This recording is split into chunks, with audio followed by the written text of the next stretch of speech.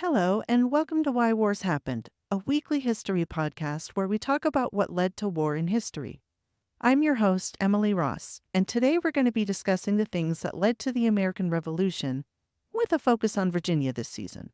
Okay, so where we left off in the last episode was that the king had ordered Governor Berkeley to return to England at the soonest conveniency to answer for the rebellion.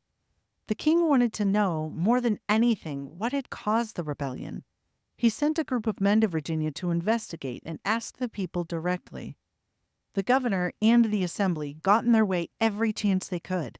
The governor also disobeyed the king's order to return to England by saying that the king's word conveniency meant that the king wanted him to return to England as soon as it was convenient for him. The king's men tried to convince him that the king meant as soon as the ship was ready, which was now, but the governor had no intention of stopping his retaliation on the rebels. If he could stay in Virginia longer and squeeze more punishment out of the rebels, he would, even if that meant disobeying the person that mattered most to him, the king. On top of that, the king had pardoned all of the rebels. The governor and the assembly didn't want this pardon to go through because it meant they would have to stop punishing the rebels who had wronged them. The governor thought of keeping the pardon a secret, but the king's men who had been sent over to investigate the rebellion urged him to publish it. The governor agreed, and he did publish it, but he made his own proclamation that changed the pardon. He made a list of all the people he really hated that had a hand in leading the rebellion, and he declared that they were not part of the pardon. The king's men were outraged that he would change the king's orders. They wrote to the king detailing everything the governor was doing to disobey him. Then the governor returned to the trials and executions of the former rebels. Okay, so now you have this guy, Herbert Jeffreys, who was one of the king's men. Governor Berkeley was in England, and now this guy, Jeffreys, he was the governor of Virginia.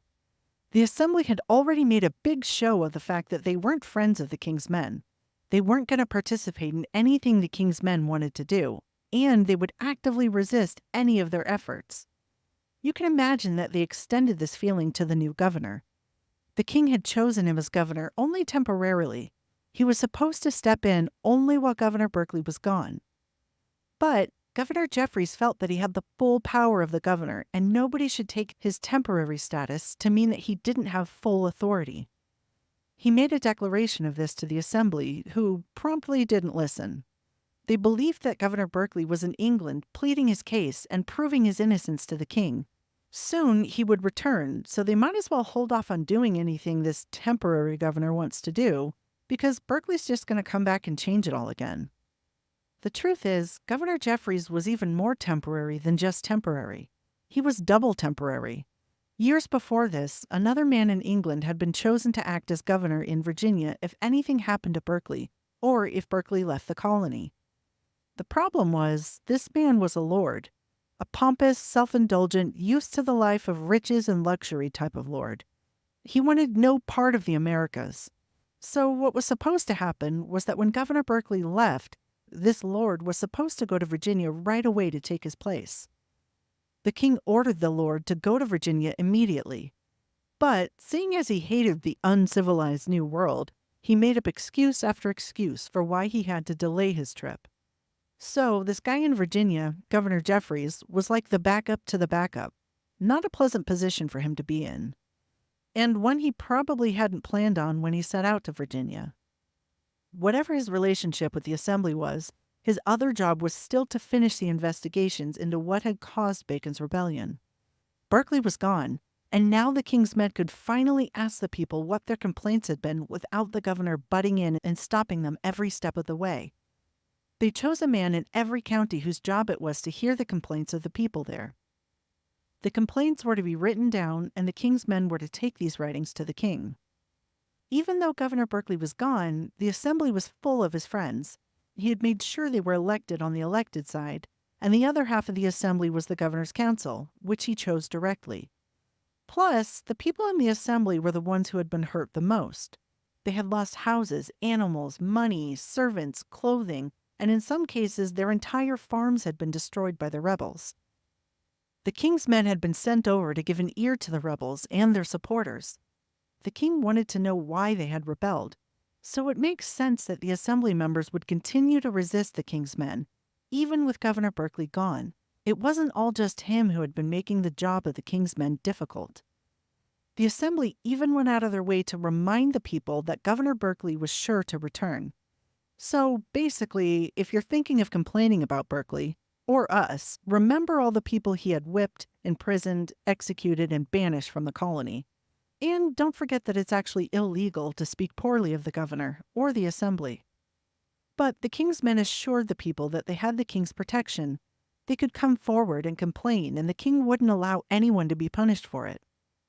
We've seen how the king would send these kinds of orders for his men to talk to the people and for his men to pardon everyone, and how the governor completely ignored these orders.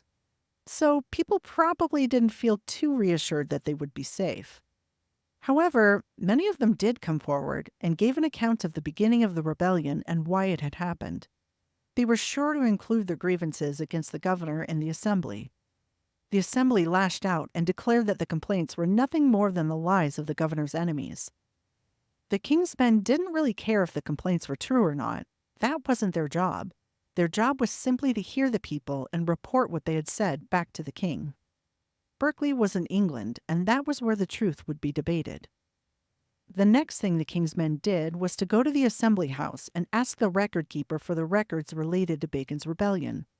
This would be a record of everything that was said and done during the rebellion. They wanted to bring that information to the king as well. But the record keeper refused to give the records to them. He said that they could see the records, but they couldn't take them. The king's men weren't in the mood to be refused, so they took the records by force. This caused quite a problem with the assembly. They sent a heated letter to Governor Jeffreys. They said that it was an enormous violation of their rights. The king controlled the colony, but that didn't mean that he or his men could do whatever they wanted. This wasn't just true in the colonies, it was also true in England itself. The king's power was limited. The assembly felt they had a right to keep their own records. The king's men felt the king had a right to those records.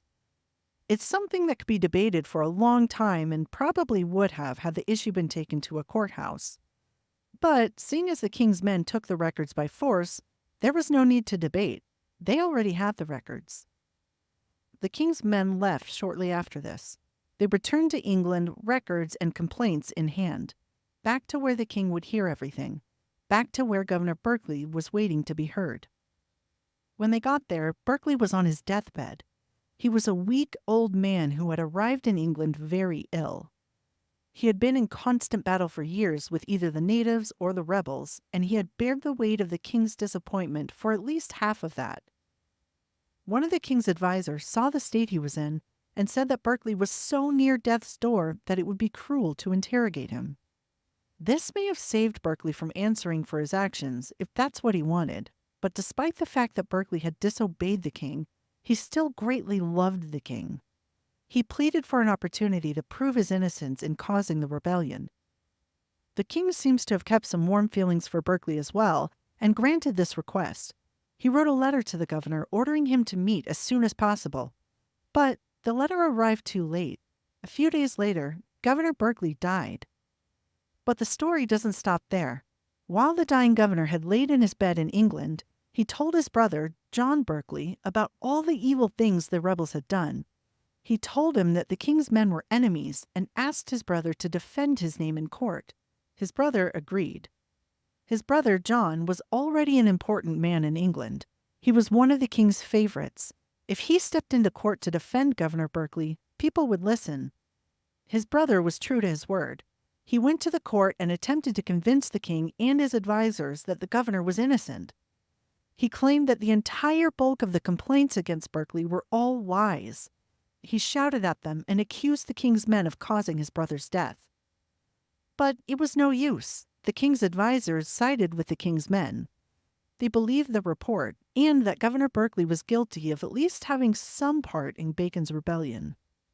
With the advisors and the king on their side, the king's men who had been in Virginia now used their position in England to punish the record keeper who had refused to give them the assembly's records. They told the king's advisors that he was an uneducated, vulgar, wicked man, and that he was unfit for a government position. Back in Virginia, Governor Jeffreys had stayed behind. He was acting as governor until either Governor Berkeley returned or the pampered lord who was supposed to replace Berkeley could arrive. Word of Berkeley's death hadn't yet reached the colony. The assembly was just as resistant towards him as they had been before. Now his buddies, the other king's men, weren't there. They were back in England. He was kind of all on his own. He tried to stop the resistance from his own government by kicking some of the members off of the governor's council. He also removed some of the members from the elected side of the assembly. Fortunately for Governor Jeffreys, the governor's council realized that they could be dismissed at any moment by him. All of this anger and resistance towards the governor did them no good. Jeffreys wasn't a bad guy. He wasn't trying to bowl over people's rights. He wasn't executing his enemies like Berkeley had done. It would be better to cooperate with him than to be on opposite sides. However, some in the assembly still hated him, and they made sure that everyone knew it. They called him weak and said that he was unfit for governor. They were eager to lash out at him whenever they could, and they soon got their chance. Governor Jeffreys was somewhat new to Virginia. He hadn't been there long enough to get what the locals called seasoned with the weather. Every winter, the weather would turn bad, just as it had in 1607 when the colonists first arrived in Jamestown. Governor Jeffreys hadn't developed an immunity to the sickness that had killed so many in the years before. He soon found himself bedridden with a terrible bout of sickness. The sickness was so severe that he was utterly unable to attend matters of government for several months. And during this time, his enemies thrived. His own governor's council worked with the rest of the assembly to resume the trials against the rebels. Even though this had been declared illegal by the king himself, the assembly seemed to stop at nothing to punish those who had wronged them and to repay themselves for their losses. The assembly was doing whatever it wanted. There was no one to stop them. They had disobeyed the king. They had acted against the wishes of the governor while he was too sick to do anything about it.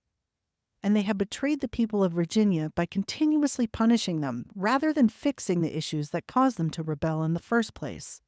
And they did all of this because they believed that Governor Berkeley would return to Virginia and support their every move. Because they were also his moves.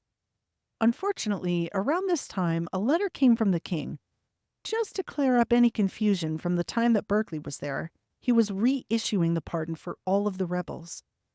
It could be made no clearer than it already had been that the assembly was to stop the trials, the fines, the taxes, the confiscation, and any other punishments against the rebels. Furthermore, the king was declaring that the pardon was legal from the moment the first one had been issued.